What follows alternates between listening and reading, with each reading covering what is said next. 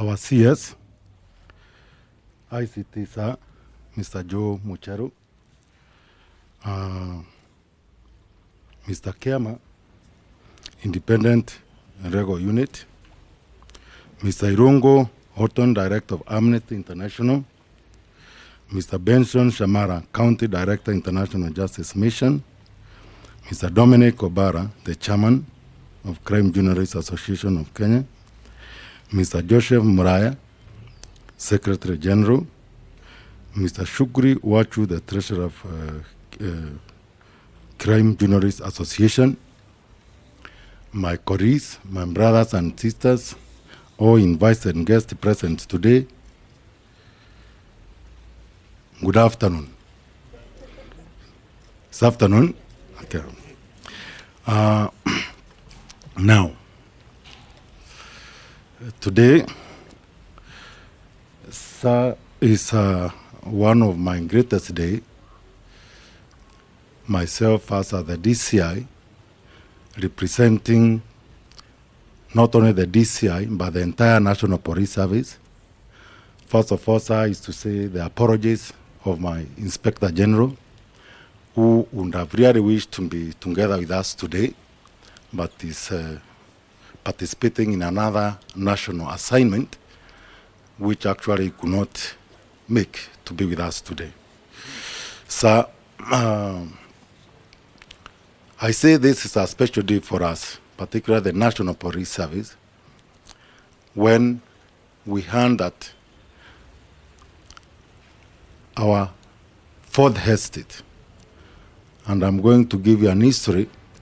You have your own meaning of why you are called the fourth estate, but I'm going to tell you, perhaps there was something which we are not seen coming. Sir,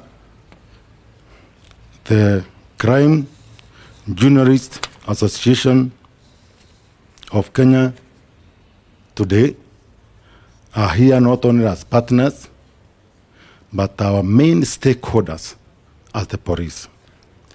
First of all is to thank you so much, the Crime Journalists Association of Kenya, officials representing the entire members across the country, for choosing to be with us, or rather choosing our premises.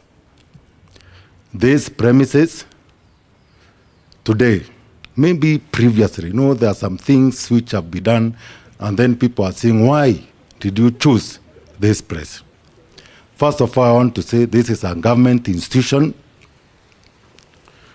just like other government institution which can be hired to by any public, those who would wish to have any function. We have Kenya Government School, we have Kenya School of Monetary Standards, we have Police Pavilion at the DCI training. All these today, there are weddings, there are birthday parties, there are all that in BCD, but it has never been known to be at the DCI headquarters. Now, the reason why you chose perhaps to hire this place, for those who have no idea, all this, you have given us some money also which is going to go to our welfare by hiring this place. And we say thank you very much because you are the first public body to hire this place, where now we are going to be expecting more people to hire it. Even we are ready for weddings and birthdays. We are going to host them here. And the reason why I'm saying this, because I say you are one of our key stakeholders as far as our crime management is concerned for this our beautiful country. Sometimes when I was a student in the FBI Academy, there's something I learned about the FBI. Other than being called the Federal Bureau of Investigation, I came to learn they have a deeper meaning. I can tell you that people, they love their country, the fidelity. So instead of Federal Bureau of Investigation, if you go there, it is fidelity, bravery, and integrity. The word fidelity touched me, and I actually was inquisitive in the class. What does this mean? When we say taking a bullet for your own countrymen, that fidelity is deep love. Then I'm borrowed a leaf out of there.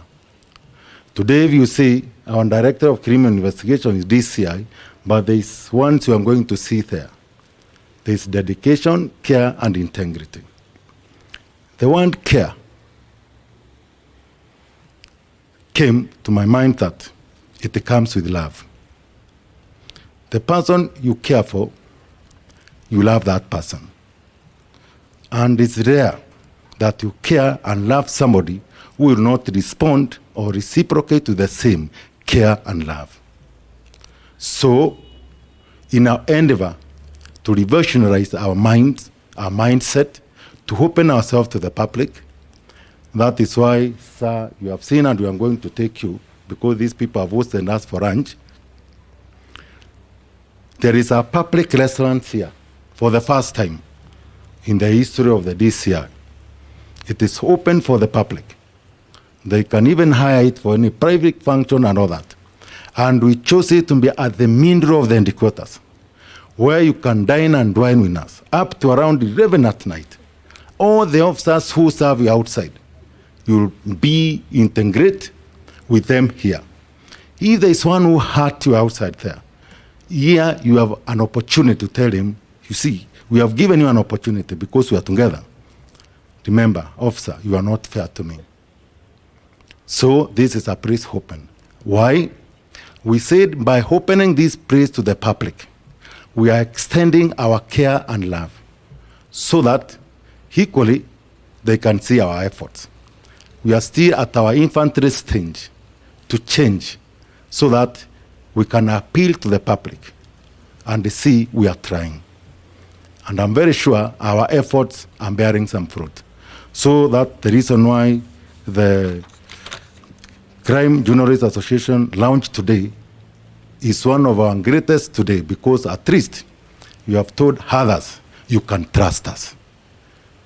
You can feel comfortable in our premises.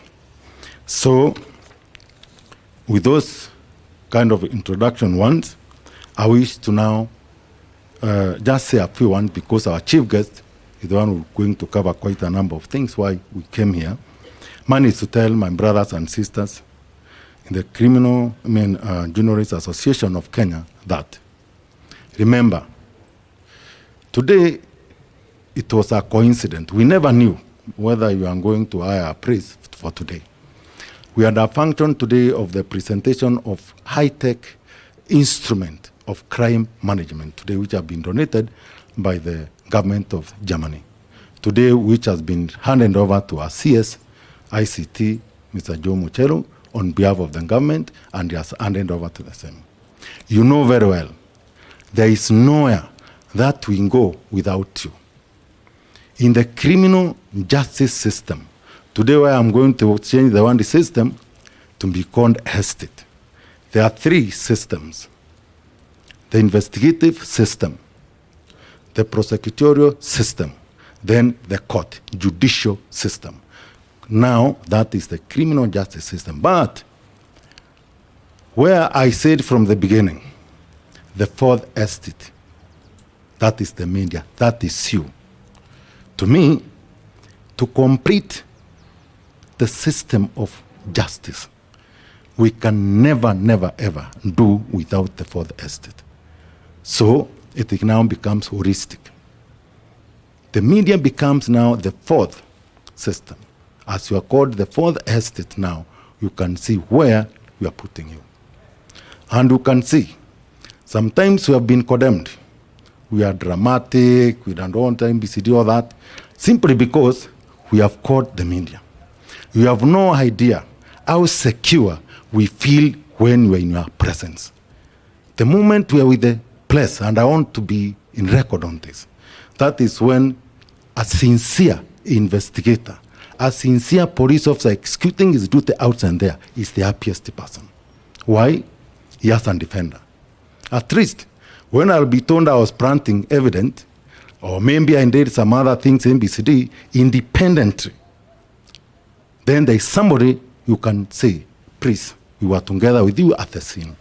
Did we do this? Maybe it may not come to public, but at least there is some conscience. If somebody somewhere will retrieve somewhere and they say, no, what is being alleged is not like so. So we have no idea how we value you. And sometimes it's always deliberate. Where we know we are going to get some trouble, we always ensure, please make sure at least somebody from the media. And this also, as we are extending to the civil society. We see today we have representation for the civil society. So that if we can be together, wherever we are responding, then we have some sense of security. Because us, as we have said, if our duty is driven by care and love, you can never hurt intentionally. Perhaps maybe unintentionally and inadvertent, humanly, some errors do happen. But then they can be excusable when at least you have somebody independently say, we can say it was not intended. So we really value you and say we are really one of the happiest people. Because by associating yourself, there is one thing I looked in your emblem. The key one, just as we have ours, to be dedicated to serve Kenyans, to care and love them, to be integral people.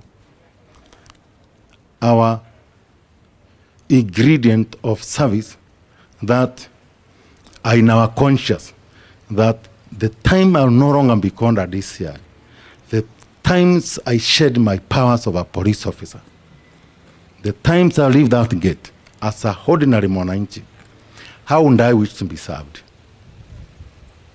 Then, if I'm not exercising today, I can for sure tell you, I'll have wasted my time as a police officer or anybody else, because I did not serve the way I wish to have been served. So, I've seen courage, truth, and justice. I loved those ideal wording, and I encourage you in the event you live to those ideals, courage, justice, and truth. You know very well, between us, the police and the media, we step on very sensitive toes in the field. I know what you undergo, not that we don't know. Even when I'm putting the headline that all that I understand, I've never taken an offense, because there is something I understand there, what you might be undergoing. It's the same that which we undergo ourselves.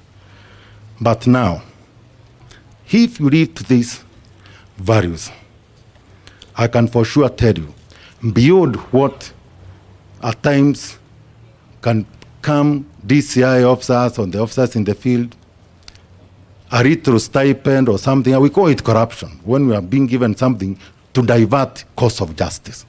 Knowing very well what I'm doing is not right. I'm doing it at a price because I've been given money. My conscience is telling me, yes, I've done this, or I'm doing this, not because I'm executing or rather, enforcing the law anymore. I'm carrying the whims of my person who has given me. Because, as I said, now in the holistic criminal system, you are the fourth estate. You are the fourth system. Kenyans look upon you. They look upon us. And as you know very well, you actually represent our voice. We have no means to go to the public. It's you people who go to the public on our behalf. And knowing very well, we don't serve only the elite at the top here, who may be well to make us smile, take us to the restaurants there for a drink, or even when I'm boundary off financially, you lift me up. Remember, the millions of Kenyans down there who are praying for you, expecting you to serve them every day, because you have no idea. You have the greatest lethal and potent weapon, more than these other systems, the investigative agencies may be having firearms and other armories. Then we have them. Prosecutorial powers, they're there. Judicial powers and the instrument of law, everything is there. But he was, they said, a pen and a notebook is mightier than a sword, is mightier than a gun. I've seen people being brought down by a pen and a paper, more than you can bring them down with a sword or a firearm. So always know what to have with something which is so real and potent that there is no any other in this system who has, because of the one truth. Truth, when you bring it, then if you are bound by these principles, you will stand firm. The temptations and seductions will always be there. But please, ensure that that person who has no voice, you are the voice of that person. You are the ears and the eyes of the public. That hopeless person there, the people, doing all manner of crimes against the innocent. Somebody who has nobody and nowhere to go. You are the people who are there, ombudsman, representative, they are lawyers and everything, through the pen and paper, truth and fact. So it's just to encourage you and to congratulate you today by saying thank you so much once again for choosing this venue, and I hope in the subsequent time to come, because today the CS, Mr. Joe Mucheri, is going to Round Tree Association, is the beginning. So much is ahead of us to partner, to secure our country. What you are doing, it is the aspect of security, safety, the prosperity of this country is in your hands.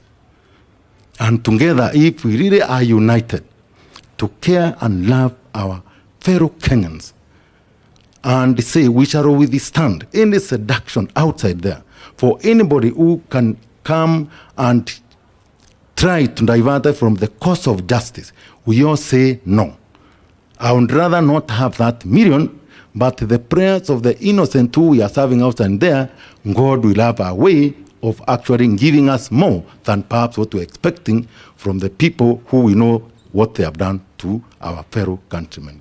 With those ones and many ones, I say thank you and asante sana. Thank you.